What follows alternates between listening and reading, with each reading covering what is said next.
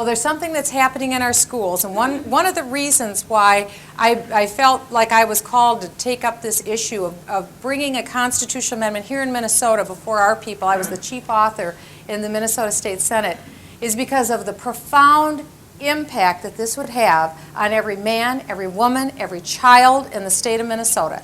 Because everyone thought this would only impact the 1.3% of our population that is a same-sex individual. And again, don't misunderstand.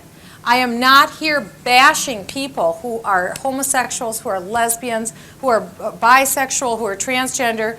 We need to have profound compassion for people who are dealing with the very real issue of sexual dysfunction in their life and sexual identity disorders. This is a very real issue. It's not funny. It's sad. Any of you who have members of your family that are in the lifestyle, we have a member of our family that is. This is not funny. It's a very sad life. It's part of Satan, I think, to say that this is gay. It's anything but gay.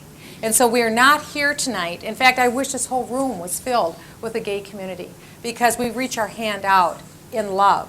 The Love One Out conference was here just not too long ago in the Twin Cities. And it's profoundly sad to recognize that almost all, if not all, individuals who have gone into the lifestyle have been abused at one time in their life, either by a male or by a female. There's been profound hurt and profound things that have happened in almost all of their lives. And this gives us great compassion. So this is not to talk about gay bashing. Do we understand that? That's not what this is about. But it's to say that this new legal enforcement of a new status, same-sex marriage status, homosexuality, lesbianism, bringing it into the mainstream, if you will, giving it a legitimacy, if you will, that will impact not only the gay community, every man, woman, and child, particularly the schools. Because the first thing that will occur once the legalization occurs is that if this curriculum is not being taught already, it will be mandated. It must be taught in the schools. You cannot get out of it. Why? If you would not teach this, it would be considered discriminatory. So think of what that would mean.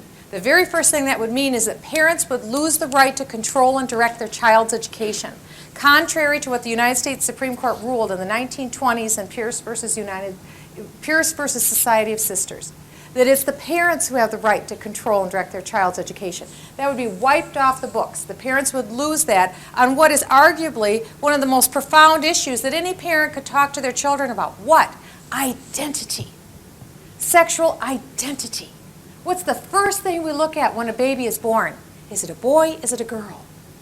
One of the first items of identity, knowing that when God created us, we were created in His image, in His likeness.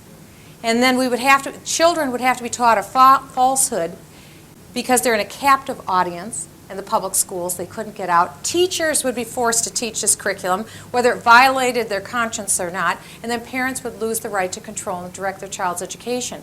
If you're involved in the gay and lesbian lifestyle, it's bondage.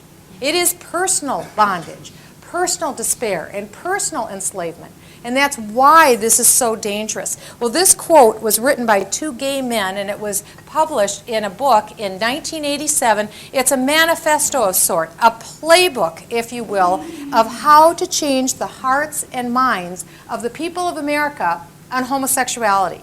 To do that will dramatically change the foundational institutions of our society. And it says this. You probably can't read that. Can you read that over there where you are on the far side? It's called The Overhauling of Straight America. 17 years ago is when this was written. Think of how wildly successful they've been. The first order of business is desensitization of the American public concerning gays and gay rights.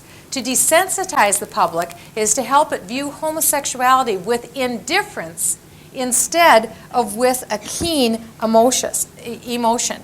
And that's essentially what they're saying. You can forget trying to persuade the masses that homosexuality is a good thing. But if only you can get them to think that it is just another thing with a shrug of their shoulders, then your battle for legal and social rights is virtually won.